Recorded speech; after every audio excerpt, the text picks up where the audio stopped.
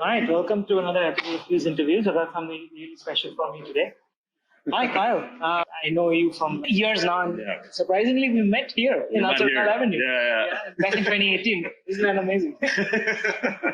Exactly. So, Kyle, maybe you can give us a little introduction about, how you came about and how we are here. Can you tell us what you do now? Okay, so right now I'm the COO of EV LAB. EV LAB is a multi-brand electric vehicle retailer that operates in the region, and we currently represent brands like Rimac and Silent Yachts. Nice. And the thing is that I've known you for a long time. Yeah. You've been here before, so can you tell us a little bit about that EV journey, like what started you out? Because I know how we met. We met at the charging station right out here, right? Back in 2018, actually. Can you tell us a little bit about that story, the journey that started you to EV? Yeah. So basically, I think my EV journey started a long time back. I was working for Mazda back in 2011, and that was around when the first BMW i3s were sort of announced that they were coming out. And it was so exciting to me that the i3 was such a unique and different way to approach kind of not just electric mobility, but just mobility in general, because it was a fully recyclable, sustainable car that had really efficient, skinny tires. And, so anyway, it got me thinking back then that I really wanted to do something with, and my background kind of from earlier was also I studied engineering with an automotive focus in Kettering University that used to be General Motors Institute.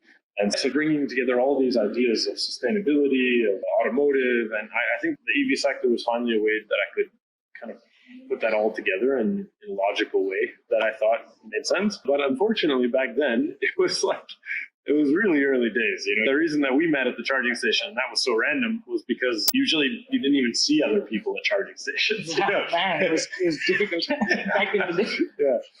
So I remember, I really wanted to put together some kind of a car sharing program back then. That was at Mazda, and it didn't work out at the time. Everyone who I showed, I bounced this idea off of, said, "Oh, it's too expensive. It's like never going to work," And so, but that idea stuck with me, and it was impossible for me to get rid of it. So I did spend quite a bit of time in the solar sector, and then when I came back here about 2017, I realized, wow, like this is okay. It's getting to be sort of more of the right time. It's never easy to ever know when is the right time for anything. Yeah. But 2017 felt much better than back in 2011. Oh, yeah. So at least there were like 100 Teslas that were brought here from abroad, mostly US spec, a couple other cars, but it was still, to me, it was the beginning, and that was when I wanted to get involved. And I had just left my job in solar, and so I thought, I'm just going to throw all caution to the wind.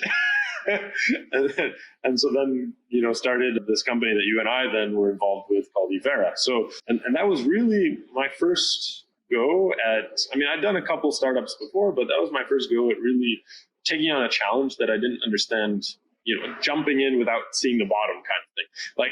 I definitely learned a lot from that. It wasn't I wouldn't say in any way it was a bad experience. It was a couple of years of hard, grinding, working it out. Yeah. Trying to find the place in this sector for a fully sustainable type of a business. And so anyway, so that the experience of that also led to EV Lab, which led to now where we are now. And so I think you can kind of draw some strings between these different experiences. Still learning a lot. I think there's a lot that's going on, which is really exciting. And now it's almost like I'm thinking about the next stage, right, in EV evolution. Great, we have a lot of cars here, and now they're becoming more affordable. But what happens next? Now we're running into supply chain issues. Now we have issues with finding lithium or whatever, the materials for batteries. And then people are now saying, oh, well, batteries are toxic, so now how do we recycle them? And some batteries are easier to recycle and some are not. So, how can we take all these lessons that we've learned and find a better way forward? 100%. The thing is, when I see the amount of movement that we've seen now, I feel like when you look at Europe, there's still some ways you can go in BEV. But I think looking at your experience here in the region, what do you think is more suitable for the region? Do you think copying basically what's happening in Europe and the West is what's going to happen, or something different? So I think I think the approach is actually going to be two approaches, the way I see it. One is because the UAE and the region is so focused on oil and gas, I think that means that's still going to be some kind of a focus. Like the idea of a fuel, it has to somehow be part of this road plan in the future. So I strongly believe that hydrogen will be a strong, next step. It seems like the countries around here are investing quite a bit of money to try to secure that, because they know that otherwise they're going to be totally kind of like a fish out of water if they don't have some revenue stream. Yeah. So but I think I still believe strongly, perhaps more so than ever, that there is a role for EVs, pure EV, battery electric. And I think maybe it's becoming, we've seen that micromobility doesn't really work as well as everyone had hyped it up to. But certainly in this region, heat is such a problem. Yeah, right? but certainly some kind of like short range EV, smaller, with AC, so we can survive. I think that makes a lot of sense. When I think of like a Renault Twizy or something, but obviously not as it's right now. Like maybe it can be retrofitted to have AC. Like a Twizy 2.0. Yeah, exactly. Right? Right? That's something with fast charging capability, the ability to charge on a Type 2 plug, for example, instead of having to find a Schuko somewhere. Yeah. I think something like that would work so well because it's got almost the footprint of a motorbike. Yeah. It's got plenty of cargo space if you remove the other seat, right? And like comfort, the fact that it's quite risky driving two-wheelers here. Right. That's exactly. the fact. Yeah. So didn't you give me a weird stat? Sorry, did you give me a weird stat about drivers that come for deliveries? They don't, they find that it's very difficult to cope. Yeah. So some because we had looked.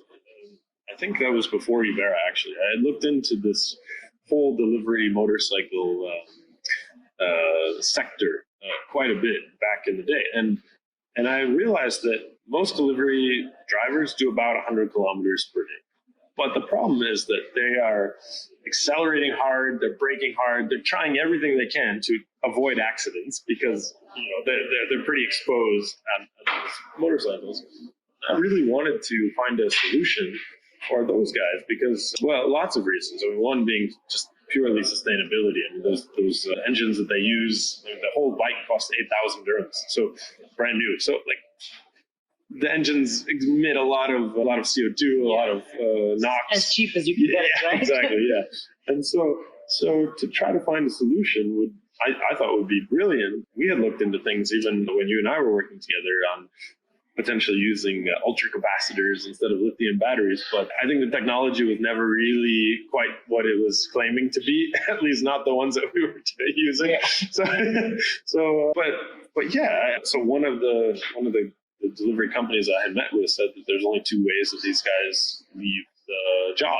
They either get killed on the road, which I thought was really morose, right? Yeah. Or they quit because they can't hack it, which again, it's like probably the more logical way to get out of it is to quit because you don't want to get killed. Yeah. So, but I always thought that maybe with electric, first of all, you can accelerate faster. So maybe they could get out of the way of an issue if they see one coming.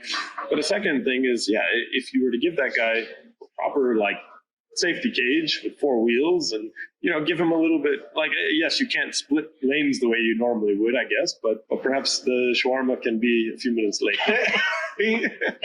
That's okay.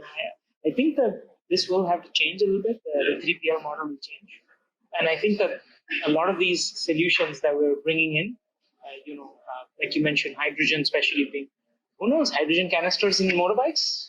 I mean, it could work, yeah. Because the main thing is when you think about the downtime, right, for charging. So yesterday, for example, I had a difficult time with my 500e because I was doing a lot of errands. I was running around, and I covered about 250 kilometers yesterday. But to do that required at least one full charge, right? So basically, the battery went down to 7% from all of my errands.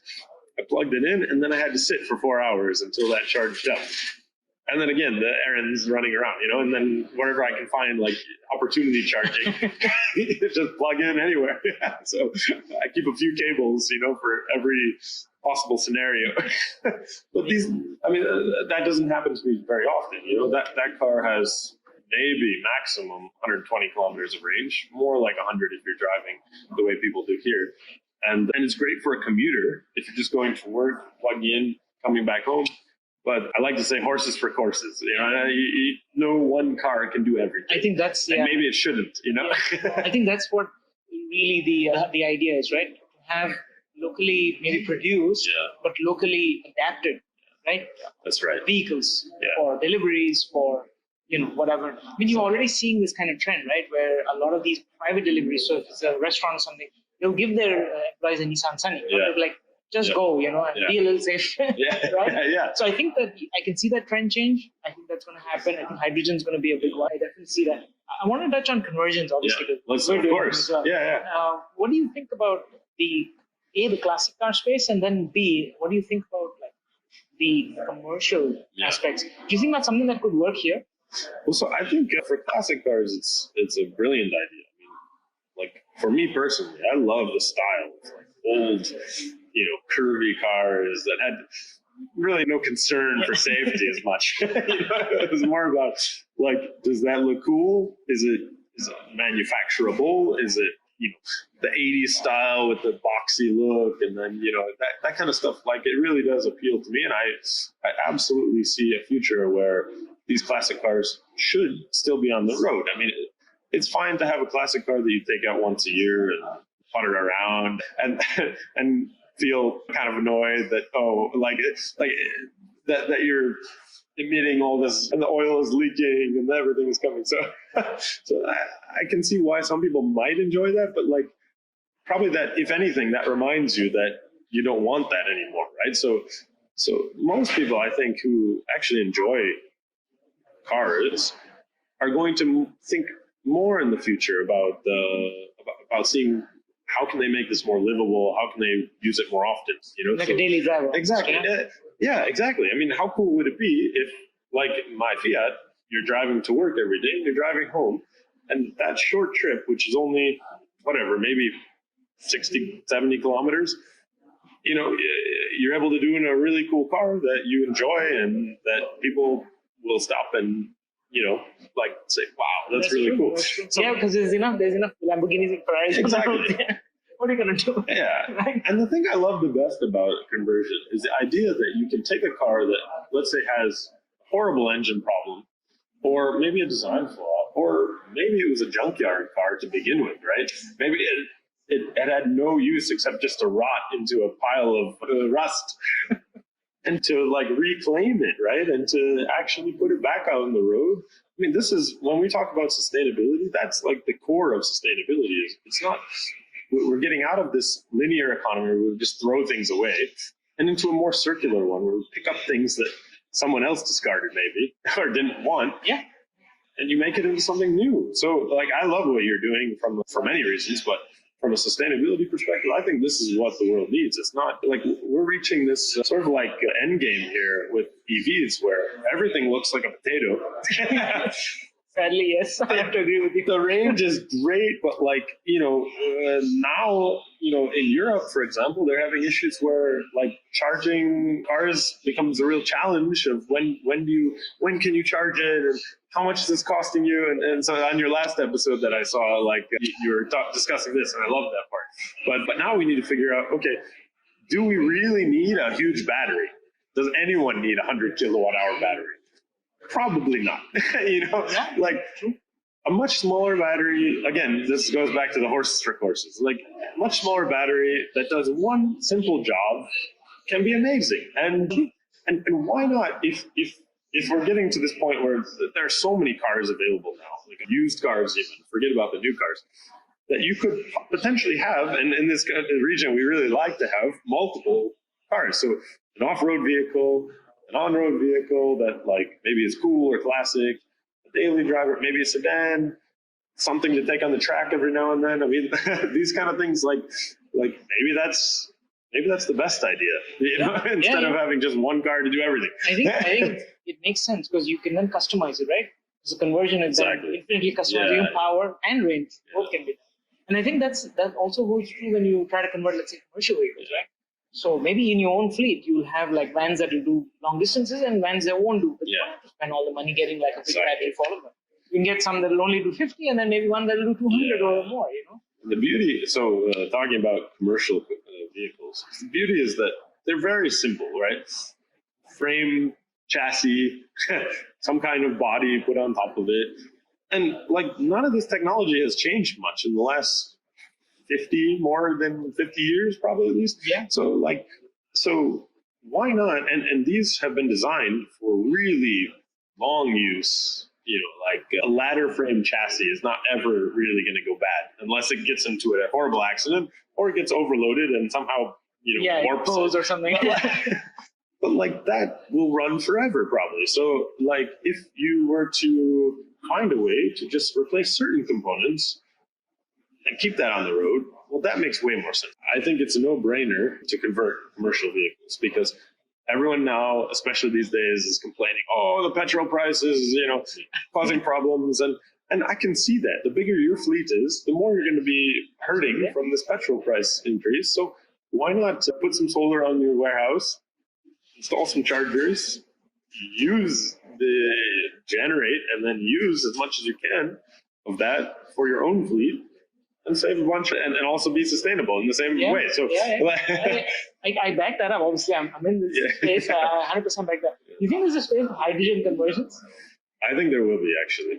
So the question is, and I think this is probably something that's on your mind every single day, is like, how does the regulation happen with any of these conversions, right? So whether it's battery electric, whether it's hydrogen, what's ensuring that the safety is there?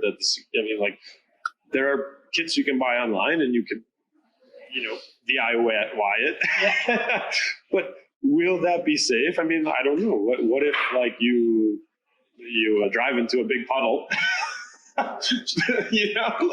What's to make sure that everyone is creating something that like meets a certain standard? A minimum safety criteria, right? Exactly. Yeah, I mean that's what we're trying to do. We're trying to kind of talk to the government so that they understand that there needs to be certain regulations, and that has happened in New Zealand 9 years ago, but we need to do that here as well. Yes. So I feel exactly like because you're really and from the government side, I think it makes a lot of sense, right? Because they want to obviously make sure that things are going well and safe, but they also should be very concerned about how many vehicles are, let's say, being recycled and used again and finding a second, third life, whatever it is.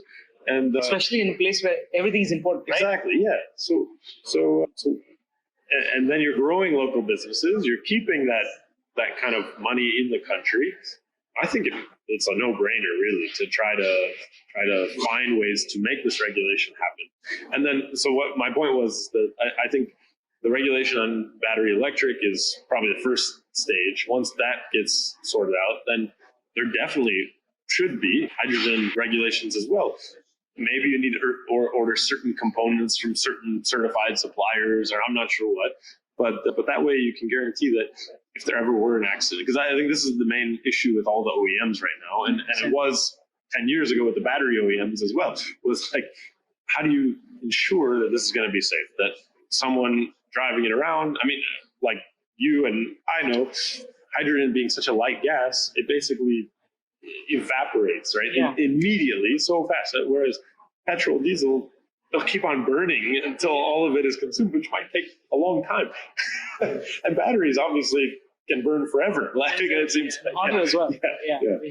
So it's just a matter of like finding the safety, kind of the nice balance with the safety. I hope so. Yeah. I mean, I hope that the legislation goes, because this country is always forward thinking. Exactly. So we're hoping to crack that soon. Yeah, that would be amazing. Yeah, man, really, thank you so much for your time. It's been a pleasure. Always. Tune in for the next one. Thank you to the Food Explain Space and Shop for hosting us. Yeah. And we'll see you in the next one.